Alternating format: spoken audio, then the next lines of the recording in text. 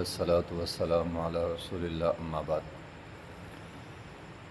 یہ صفحہ نمبر ہے 174، آیت نمبر ہے 115۔ اعوذ باللہ من الشیطان الرجیم، بسم اللہ الرحمن الرحیم۔ ومن یشاقق الرسول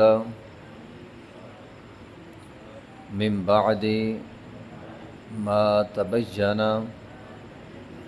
له الهدى ويتبع غیر سبیل المؤمنین نولہ ما تولی ونصلہ جہنم وساءت مصیرا۔ ومن یشاقق الرسول، جو آدمی مخالفت کرتا ہے الرسول، رسول کی، من بعد ما تبین، بعد اس کے کہ آ گئی اس کے پاس، لہ الہدی، ہدایت آنے کے بعد وہ رسول اللہ صلی اللہ علیہ وسلم کی مخالفت کرتا ہے، ویتبع، اور وہ پیروی کرتا ہے، غیر سبیل المؤمنین، مومنوں کے راستے کے علاوہ، مومنین کے نقش قدم پر نہیں چلتا، کسی اور کے نقش قدم پر چلتا ہے، نولہ ما تولی، تو جو آدمی منہ موڑے گا،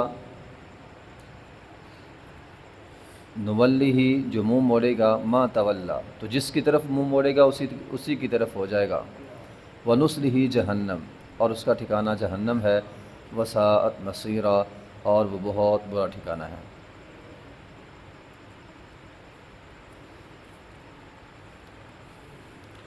ومن یشاقق الرسول، بات جھگڑے کی چلی تھی، منافقین نے بندہ چوری کر کے الزام یہودیوں پہ ڈال دیا۔ اب یہاں پہ بات یہ ہے کہ جو کوئی بھی مسلمان ہو، کلمہ پڑھنے والا ہو، جو کوئی مسلمان ہو، کلمہ پڑھنے والا ہو، وہ رسول اللہ صلی اللہ علیہ وسلم کی اگر مخالفت کرے گا تو وہ سیدھا جہنم میں جائے گا۔ اللہ تعالیٰ نے اس آیت میں خلاصہ یہ بیان کر دیا، کیونکہ جس آدمی نے نبی علیہ الصلاۃ والسلام کا راستہ چھوڑا، گویا اس نے اسلام چھوڑا، جس نے اسلام چھوڑا وہ گمراہ ہو گیا، اور گمراہوں کا ٹھکانہ جہنم ہے۔ اور پھر اس میں ایک بڑی حیران کن بات وہ یہ ہے کہ وَيَتَّبِعْ غَيْرَ سَبِيلِ الْمُؤْمِنِينَ، جو سبیل مؤمنین کا راستہ بھی چھوڑے گا۔ سبیل مؤمنین سے یہاں مراد صحابہ کرام ہیں اول درجے کے اندر، کیونکہ سب سے پہلے اسلام قبول کرنے والے صحابہ تھے، اور جس وقت یہ آیت اتری اس وقت صحابہ کرام ہی مومن تھے، اور پھر صحابہ کرام کے ایمان کو فَإِنْ آمَنُوا بِمِثْلِ مَا آمَنْتُمْ بِهِ فَقَدِ اهْتَدَوْا کہا گیا کہ اگر تم نے ایمان لے آؤ جس طرح صحابہ کرام ایمان لاتے ہیں، ورنہ تمہارا ایمان قبول ہے۔ تو سب سے اول صحابہ کرام ہے۔ جو بندہ صحابہ کرام کے نقش قدم پر نہیں چلے گا، نولہ ما تولی ونصلہ جہنم، اس کا ٹھکانہ بھی جہنم ہے۔ یعنی جس طرح نبی علیہ الصلاۃ والسلام کی اطاعت ضروری ہے، اسی طرح صحابہ کرام کے نقش قدم پر چلنا بھی ضروری ہے۔ نبی علیہ الصلاۃ والسلام کی اطاعت اور صحابہ کرام کے نقش قدم پر چلنا دونوں ایک ہی چیز ہیں، ایک ہی کام ہے، تو یہ بڑا ضروری بات ہے۔ تو جو نبی علیہ الصلاۃ والسلام کی مخالفت کرے یا صحابہ کرام کے نقش قدم پر نہ چلے، اس کا ٹھکانہ جہنم ہے۔ بعض علماء نے سبیل المؤمنین سے مراد اجماع امت لیا ہے۔ اجماع امت کیا ہوتا ہے؟ ایک مسئلے پر پوری امت کے علماء کا، فقہاء کا جمع ہو جانا۔ ویسے تو یہ اجماع امت بھی صحابہ کرام کے زمانے میں ہوا ہے، اس کے بعد ہونا مشکل ہے۔ صحابہ کرام تو سارے ایک مسئلے میں اکٹھے ہو جاتے ہیں نا، اس کے بعد پوری امت کے مولویوں کو اکٹھا کرنا مشکل ہے، بلکہ آج کے دور میں تو شاید ناممکن ہے۔ تو بہرحال اسلامی تاریخ میں صحابہ کرام کے بعد اجماع امت کی بہت کم مثالیں ملتی ہیں کہ کسی ایک مسئلے میں پوری امت کا اجماع ہو جائے، لیکن اگر ایسا ہو جائے کوئی ایک مسئلہ ہو، اس مسئلے میں پوری امت اکٹھی ہو جائے، اب ایک بندہ اٹھتا ہے، علماء اکٹھے ہو گئے، فقہاء اکٹھے ہو گئے، انہوں نے کہا یہ مسئلہ ایسے ہے، سب کا متفق علیہ مسئلہ بن گیا۔ اب ایک تیسرا بندہ اٹھتا ہے، وہ کہتا ہے میں نہیں مانتا۔ اب جو نہیں مانے گا نولہ ما تولی ونصلہ جہنم، اس کا ٹھکانہ جہنم ہے۔ کیوں؟ کیونکہ نبی علیہ الصلوۃ والسلام کی حدیث ہے، آپ علیہ الصلوۃ والسلام نے فرمایا میری ساری امت غلط بات پہ اکٹھی ہو ہی نہیں سکتی، یعنی اجماع امت غلط بات پہ ہو ہی نہیں سکتا۔ گویا یہ آیت کریمہ اجماع امت کی بہت بڑی دلیل ہے۔ امام شافعی رحمۃ اللہ علیہ فرماتے ہیں میں نے بارہا قرآن کو پڑھا، مجھے سب سے مضبوط دلیل جو اجماع امت کی ملی ہے وہ یہ آیت ہے۔ اگر کسی مسئلے پہ علماء کرام، فقہاء کرام ایک دور کے سارے اکٹھے ہو جائیں اور ایک مسئلہ مشترکہ طور پر بیان کر دیں، اس کے بعد جو کوئی بھی اس مسئلے کی مخالفت کرے گا گویا اس نے اسلام کی دین کی مخالفت کی ہے اور اس کا ٹھکانہ بھی جو ہے وہ جہنم ہے۔ تو وَمَن يُشَاقِقِ الرَّسُولَ، جو رسول اللہ کی مخالفت کرے گا، مِن بَعْدِ مَا تَبَيَّنَ لَهُ الْهُدَىٰ، حالانکہ وہ مسلمان ہے، اس کے پاس ہدایت آ چکی ہے، وَيَتَّبِعْ غَيْرَ سَبِيلِ الْمُؤْمِنِينَ، اور مومنوں کے راستے کو اس نے چھوڑ دیا، نُوَلِّهِ مَا تَوَلَّىٰ، تو پھر وہ جدھر منہ کرے گا اللہ اس کو ادھر ہی کر دے گا، وَنُصْلِهِ جہنم، اور اس کا ٹھکانہ جہنم ہے، اس کا ٹھکانہ جہنم ہے۔ جو کوئی بھی نبی علیہ الصلوۃ والسلام کی مخالفت کرے گا اس کا ٹھکانہ جہنم ہے۔ وَيَوْمَ يَعُضُّ الظَّالِمُ عَلَىٰ يَدَيْهِ يَقُولُ يَا لَيْتَنِي اتَّخَذْتُ مَعَ الرَّسُولِ سَبِيلًا، مع الرسول سبیلا، قرآن یہ کہتا ہے کل قیامت کے دن یہ لوگ اپنے ہاتھ اپنے دانتوں میں چبائیں گے اور کہیں گے اے کاش ہم نے نبی علیہ الصلوۃ والسلام کی مخالفت نہ کی ہوتی۔ بلکہ ایک آیت میں تو یہ ہے فَلْيَحْذَرِ الَّذِينَ يُخَالِفُونَ عَنْ أَمْرِهِ أَن تُصِيبَهُمْ فِتْنَةٌ، جو کوئی بھی سنت کو چھوڑے گا وہ فتنے کے اندر مبتلا ہو جائے گا۔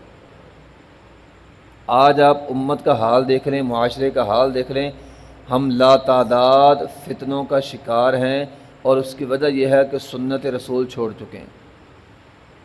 جب امت سنت رسول صلی اللہ علیہ وسلم چھوڑ دے گی فتنے کا شکار ہو جائے گی، یہ قرآن کہتا ہے۔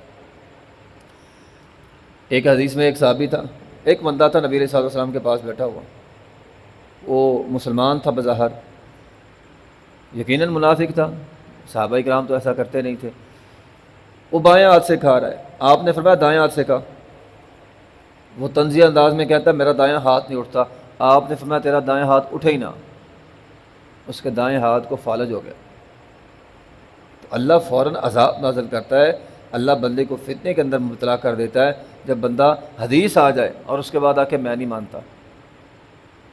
جب تک حدیث نہیں ہے تب تک تو ٹھیک ہے، لیکن ما تبین لہ الہدیٰ، حدیث آ گئی، ہدایت آ گئی، بات آ گئی، قرآن آ گیا، حدیث آ گئی، بات کان تک پہنچ گئی، اس کے بعد آ کے میں نہیں مانتا، تو پھر اس کا ٹھکانہ جہنم ہے۔ ایک آیت میں اللہ تعالیٰ فرماتے ہیں ان الذین یحادون اللہ ورسولہ اولئک فی الاذلین، اللہ تعالیٰ ذلت اور رسوائی ان لوگوں کی مقدر بنا دیتا ہے جو حدیث آنے کے بعد کہے میں نہیں مانتا، میں نے تو ایسے ہی کرنا ہے، حدیث یہ کہہ رہی ہے لیکن میں نے ایسے کرنا ہے، میرے جو باپ دادا کرتے آ رہے ہیں یا مجھے جو سمجھایا گیا میں نے وہ کرنا ہے، حدیث جو مرضی کہتی پھرے۔ فرمایا وہ ذلیل ترین لوگ ہیں۔ ایک حدیث میں ہے، مسند احمد کی حدیث ہے، نبی علیہ الصلوۃ والسلام نے فرمایا جس نے میری سنت کو چھوڑا اللہ اس کو ذلیل کرے گا۔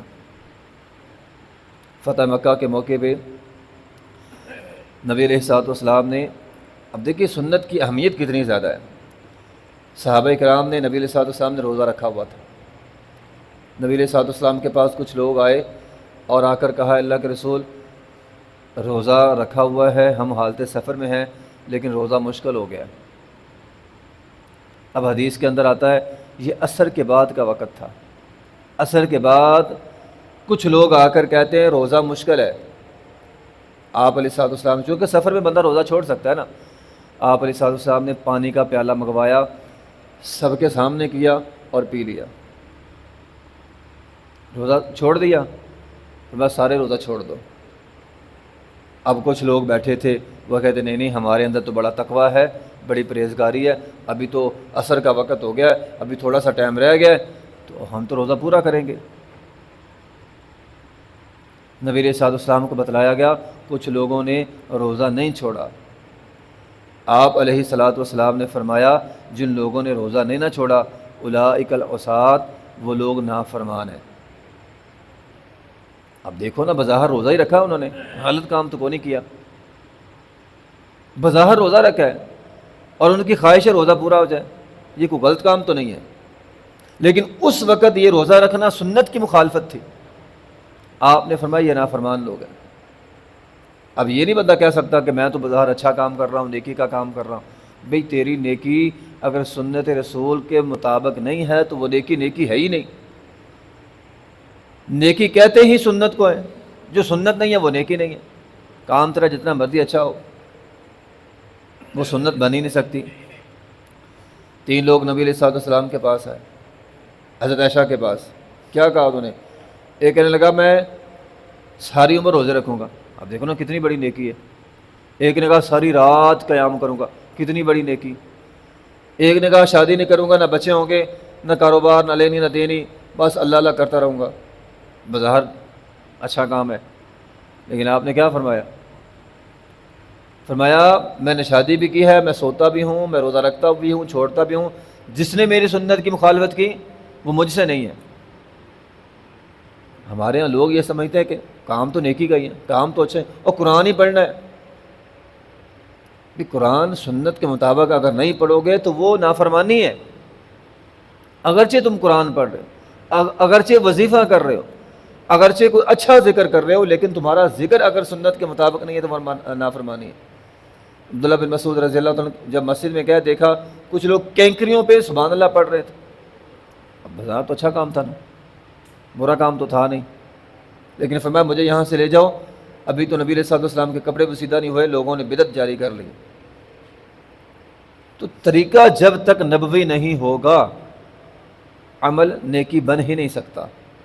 نیکی بنانے کے لیے اچھا ہونا کافی نہیں ہے، نیکی بنانے کے لیے اچھائی کے ساتھ ساتھ سنت کے مطابق ہونا ضروری ہے، لازمی ہے۔ اگر سنت نہیں ہے تیرا کام جتنا مرضی اچھا ہو رائے گاہ ہے، اس کا کوئی فائدہ نہیں ہے۔ لوگ یہ کہتے ہیں کام اچھا ہے، بھی کام نہیں، سنت کے مطابق ہونا چاہیے۔ اگر سنت کے مطابق نہیں ہے نولہ ما تولیٰ، پھر تو جدھر جائے گا جا، ونصلہ جہنم، تیرا ٹھکانہ جو ہے وہ جہنم ہے، وساءت مصیرا، اور وہ بہت برا ٹھکانہ ہے۔ اس لیے جب بھی کوئی کام کریں، کام بھی اچھا ہو اور طریقہ بھی سنت کے مطابق ہو تو اللہ تعالیٰ اس عمل کو قبول کرتے ہیں۔ وآخر دعوانا الحمدللہ رب العالمین۔